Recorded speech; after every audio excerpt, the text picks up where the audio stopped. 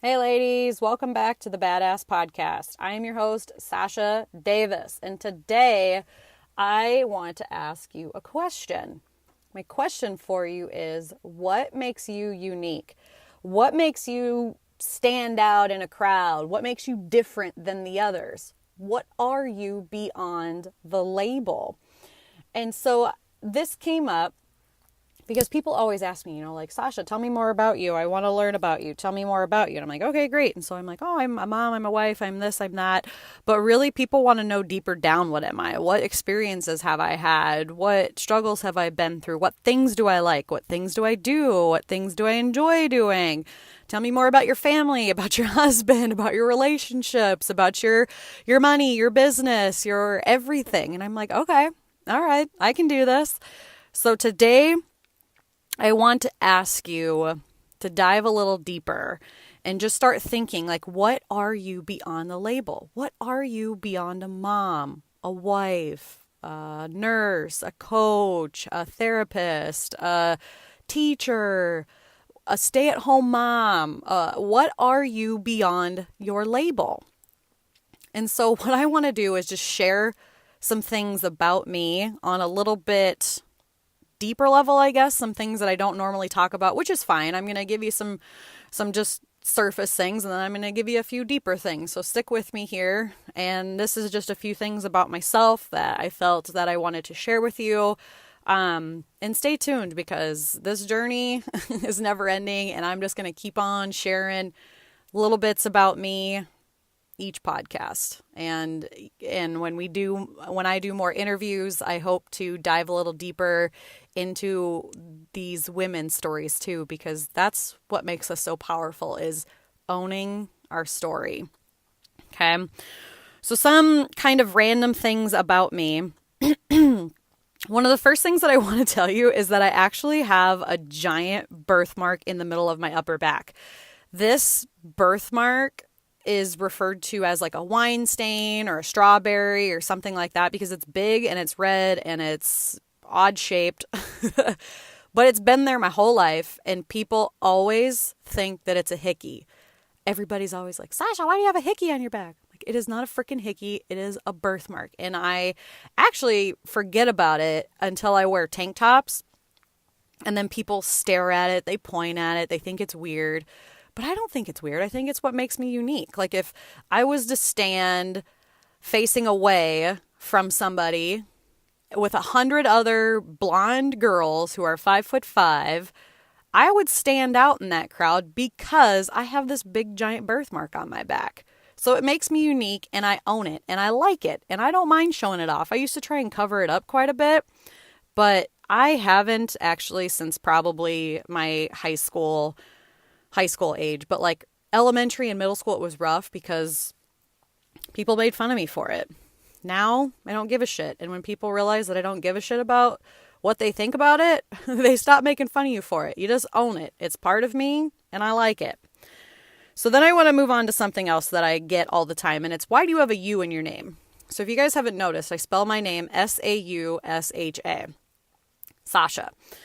And so my parents told me that when I was born, they really liked the name Sasha, and they spelled it the traditional way, which is Sasha. But once the doctor pronounced it on the birth certificate, apparently everybody in the hospital started calling me Sasha. So they were like, oh, little baby Sasha. And my parents did not like it. My mom especially. She was like, my daughter is not going to be named Sasha. So they threw a U in there, and I will forever have to pronounce my name now because of that, or spell my name out because of that, because everybody spells my name Sasha. So I always have to say Sausha. And they're like, oh, like sausage? Like, yes, like sausage, which is another thing. I used to get called sausage when I was younger. I used to get picked on for my name. I was called Sausage, Shasta, Sushi. Oh, God, you name it. I had all kinds of really creative, well, I didn't come up with them. Everybody had really creative nicknames that they had for me, and it pissed me off. I don't know how many little boys when I was younger, like in elementary, that I just would like punch in the face when they called me sausage, and they just thought it was so funny. They're like, ha ha, sausage. I'm like, oh my God. And I used to get so mad. So then they would just tease me more. So now, call me sausage, call me Shasta, call me sushi, call me whatever the hell you want. I don't care. My name is Sasha. It no longer bothers me. I'm above it. But it's funny because that stuff really used to make me mad when I was younger. So now that I'm talking about sausage, I want to move on to food. I am a sucker for a burrito. Give me all the Mexican food. I love burritos. I love spicy things.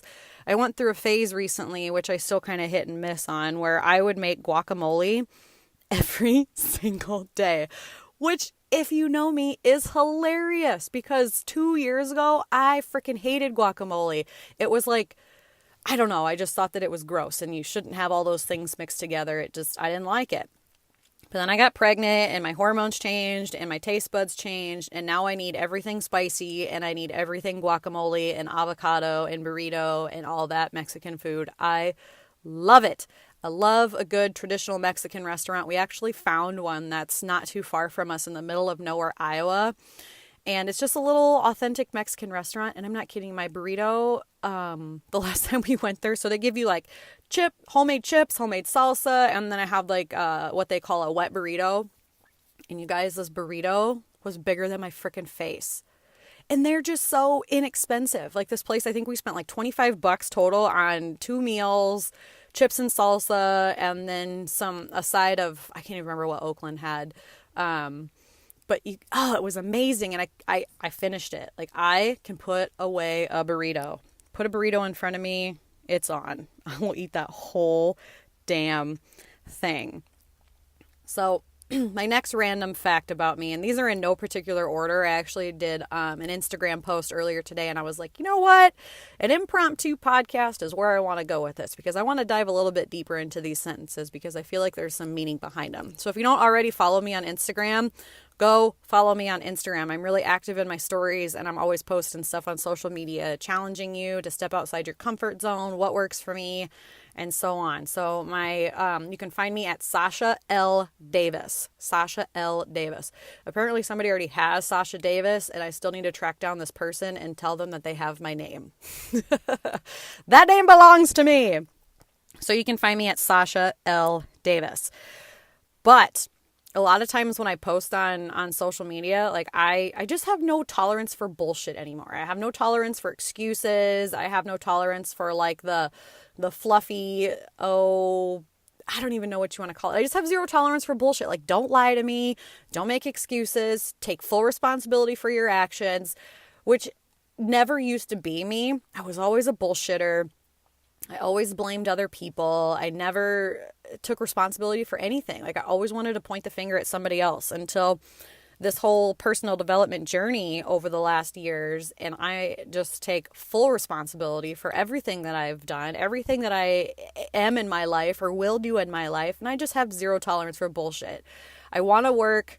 And I do work with ambitious go-getters who take action in their life, who take responsibility for their actions, and they want to get out of their comfort zone. They want to find that freedom that they're craving, and they want to live their best life. I know that sounds cliche, but a lot of times we think, society tells us that we have all these things and that we should be grateful, but deeper down you have that feeling of wanting more.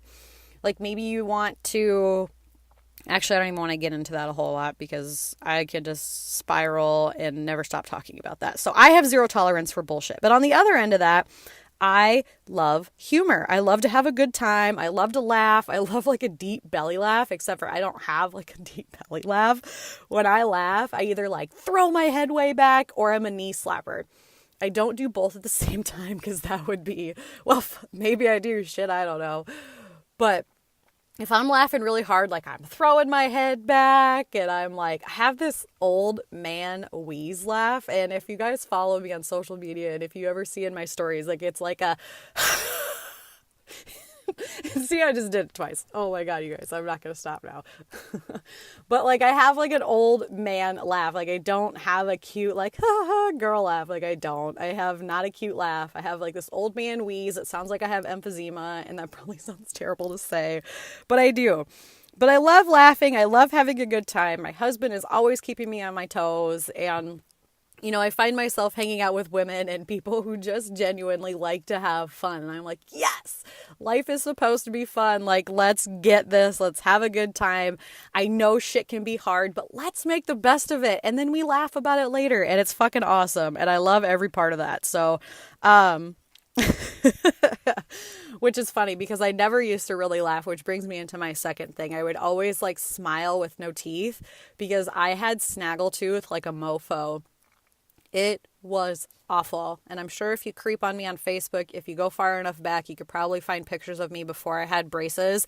And I bet you can't find one with me smiling with my teeth because I had snaggletooth. I hated it. Some people were like, oh, your teeth aren't so bad.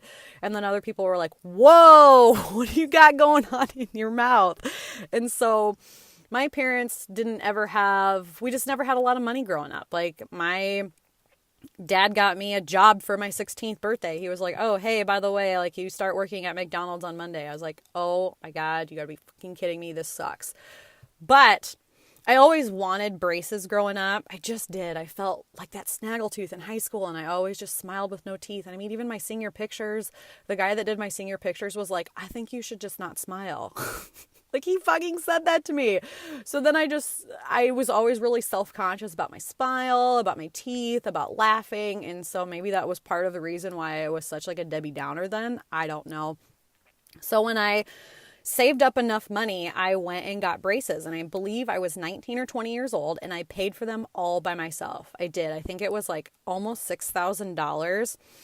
And that is a ton of money coming out of high school and going straight into college. Like $6,000. I paid more for my braces than I did for any of my vehicles really that I drove in college, or that was like the biggest investment that I had made. But it was so important to me to be able to be me, be myself, and laugh and smile and just have fun with it.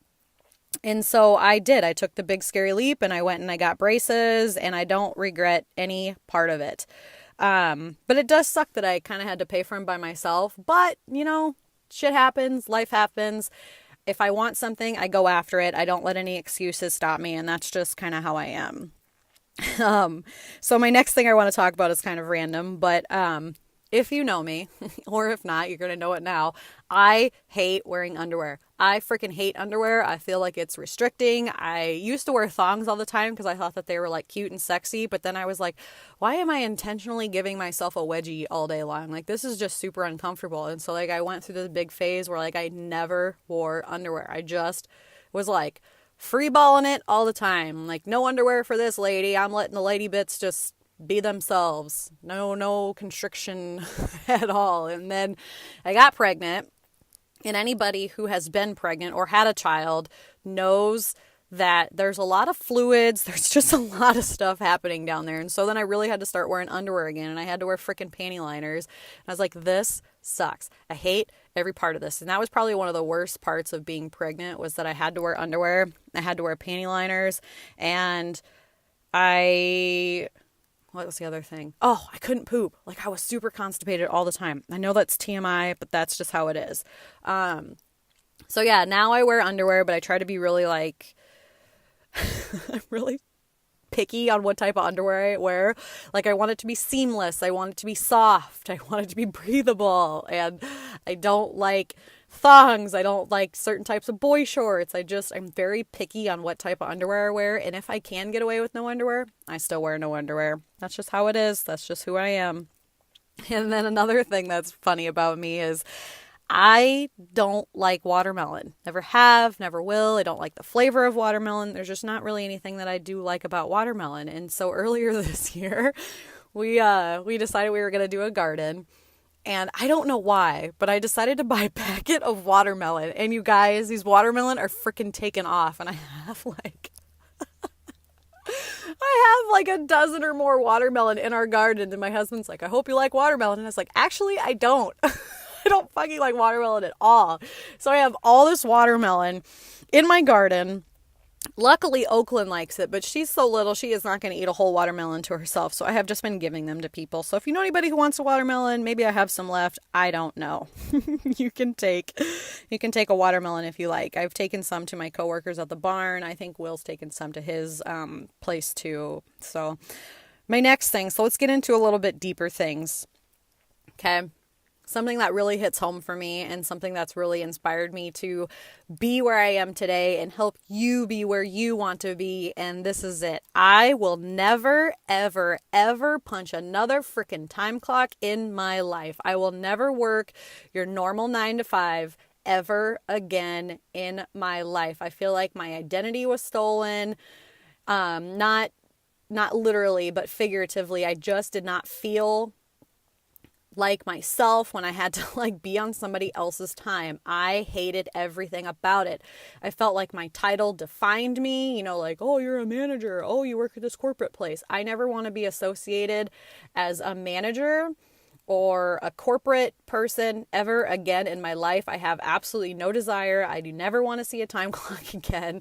I enjoy the freedom to sit here and do this podcast or to help the people that I want to help or be an instructor for people with disabilities and like do all these things that I want to do on my freaking terms. I will never, ever punch a time clock again. I have experienced the freedom of not punching a time clock, and I'm telling you, I will never, ever go back to the way things were. So I need to make that clear. I feel like I haven't made that clear enough that a 9 to 5 is not for me. The entrepreneur lifestyle is my lifestyle. That is what I want to pursue. That is what I will continue to pursue. That is what I am doing. I love every part of it. It's challenging. I am my own boss. I make my own schedule. I work with the people that I want to work with. I do the things I want to do. I make as much money as I want to make. Like, I am in control of my life and everything around me. I wish, my only regret is that I didn't pursue being an entrepreneur at an earlier age. But I always have to remind myself, you know, you're ready when you're ready. You know, the teacher appears when the student is ready. And I just wasn't ready yet. I had to experience a lot of really terrible shit before I knew that this was right for me. Okay.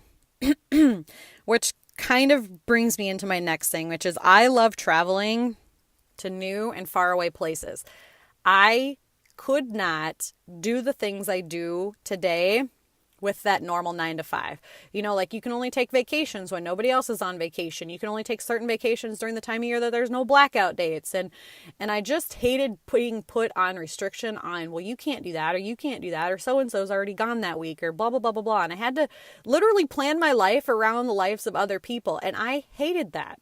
I love traveling. This weekend, we're going to Iowa City. I have Friday, Saturday, Sunday off. I might do some stuff in the car, but like, I don't have to worry about, oh, Monday morning, I got to punch a time clock. Like, I don't have to worry about other people. Like, I didn't have to worry about taking today off. Like, well, I have every Friday off anyways, because that's how I set my schedule up. But yeah, I don't have to worry about, oh, is so-and-so going to be here? Or is so-and-so going to be there? I just love traveling. You know, I've been to Hawaii, I've been to the Dominican, I've been to Canada, I've been to several places in the United States. Mexico's on my list, Oregon's on my list. The Bahamas is on my list. There's just tons of places. Australia, Ireland, like I have all of these plans to go to all these places, and I will make it happen. I will make it happen. Oh, and I'm going to go to Duluth either this month or next month. I'm just doing all kinds of fun stuff. I'm always traveling. I'm always trying new things, and my lifestyle is set up for it. And I couldn't be happier. Like going back, I mean, and I did travel before I started, you know, this entrepreneur lifestyle, but it was different. Like by the time that like I felt like I couldn't even enjoy my vacation because I was so concerned and anxious and nervous and worked up and overwhelmed about having to go to work that I really enjoyed maybe like 1 or 2 days of my entire week off. The rest of the time I was stressing about, oh my God, I have to go back to work. Oh my God, I have to go back to work. And now that I love my job and I love working and I can do it whenever I want, I don't have that. So I can actually enjoy new adventures. I can enjoy vacations. I can enjoy family time because I don't have that, oh my God, overwhelmed, stress, anxiety, busyness. I don't have that. I don't hate my job anymore. I don't have all these feelings that I used to have. So I can just truly enjoy my life. And it is It's incredible. Like, I don't know why everybody doesn't want to feel this way. And I'm not special. I'm not special by any means. Maybe I'm a little more of an extrovert than most people, but that doesn't make me an entrepreneur.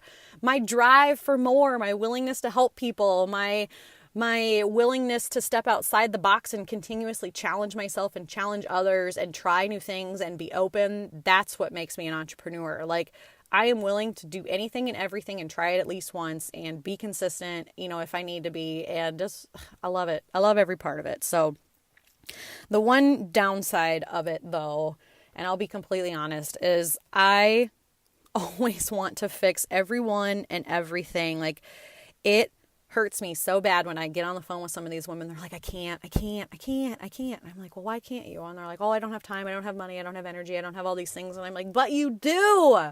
And I just want to shake these people and tell them that they are capable of anything. They just have to get out of that lack mindset. And this goes with anything. I mean, even like I see commercials on like all of the hungry children in the world. I see these disasters, these tornadoes, these hurricanes, these tsunamis, or these wildfires, or these floods. And I want to fix everything. Like, my heart just pours out for these people all the time. And I cry more now than I ever have. And I just feel so I feel just compassion and so much emotion for all of these people, and I just want to do everything I can to help everyone. But there is not enough of me to go around to be able to do those things right now. But mark my words, someday I will. I'm just keep helping people every day, and I keep filling my cup a little bit more so I can just pour into others a little bit more. And before you know it, my cup's going to be so damn full. I'm going to be pouring into hundreds, if not thousands, of people, and I'm excited now, but I'm going to be real excited then.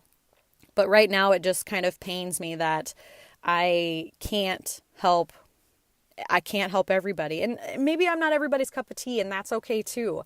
As much as I want to help those people, they don't relate to me. They don't see what I see. And so I can't help them because they won't allow me to help them. And you can't help people that don't want help. Okay, so remember that. If you're in any kind of service industry, try not to beat yourself up because, and this can be anything. Like, this can any kind of industry, which is pretty much everything. Everybody in some way is helping another person, but you can't help people who don't want it. You can't. You can talk until you're blue in the face. You cannot help these people until they're willing to receive that help. So just remember that. Don't beat yourself up over it. They might just not be ready.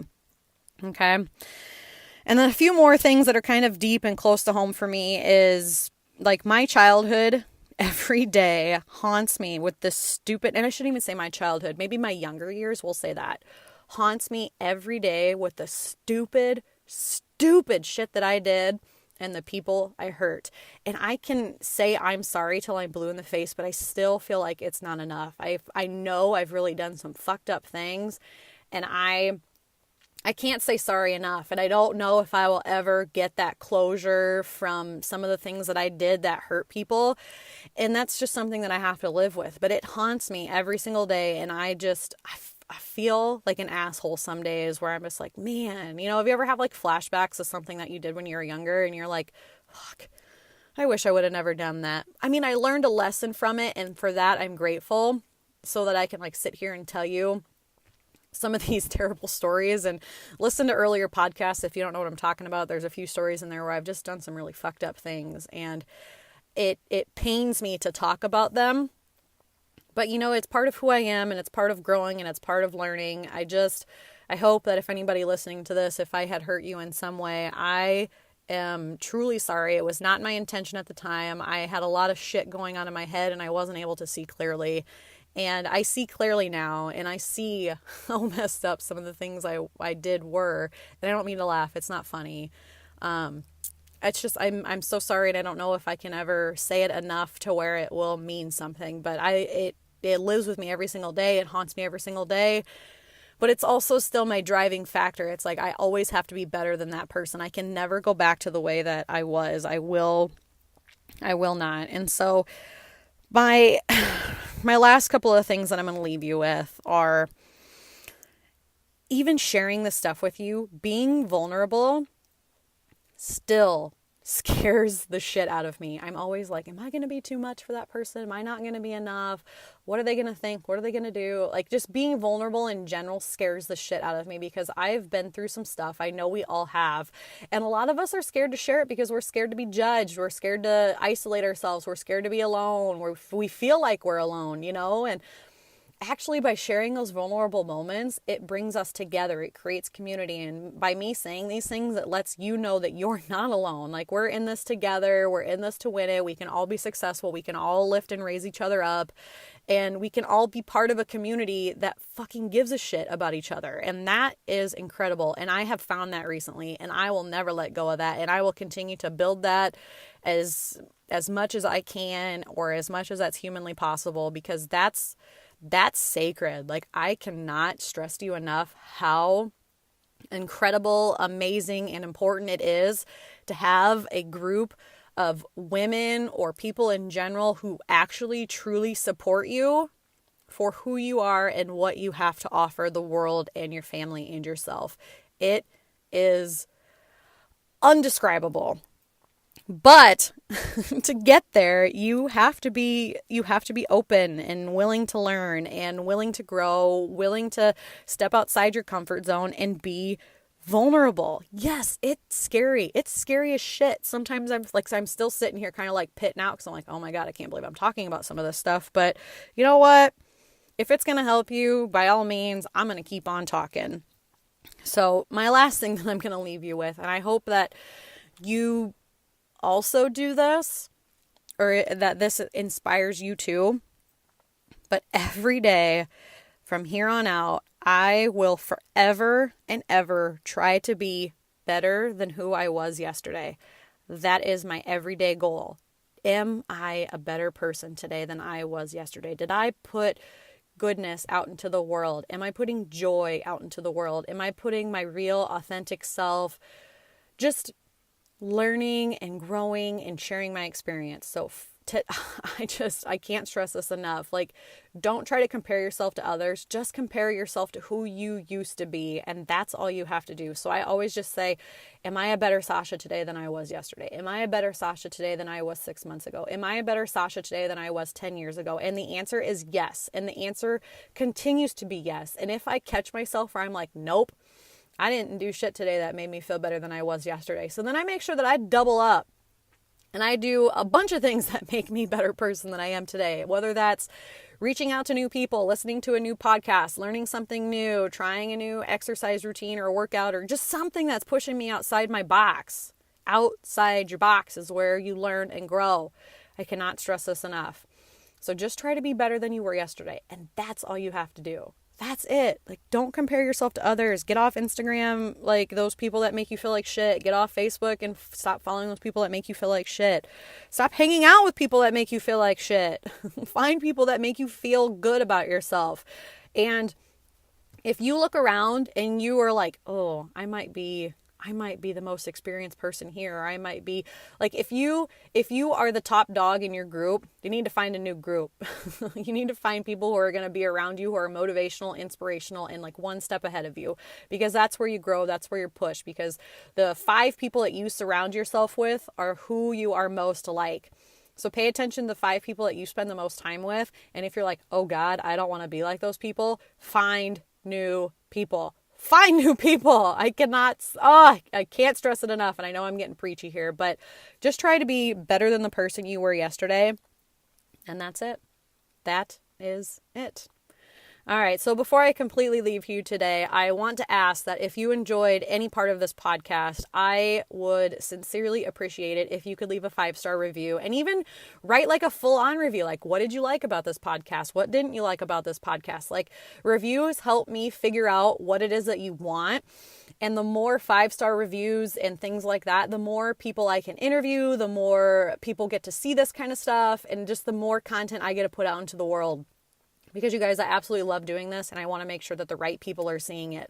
So please, please, please, if you enjoyed this, I would be so, so happy that you left me a review. And starting next week, what I'm going to start doing is doing shout outs for those reviews. So if you leave me a review, you have the chance to be heard on this podcast. You have a chance for me to read your podcast out loud, shout it out, and give my sincere thank yous to you personally on this podcast. So, all right, guys, until next time, go do something and go. I totally botched that. That's okay, though. Just go be a badass. Talk to you later.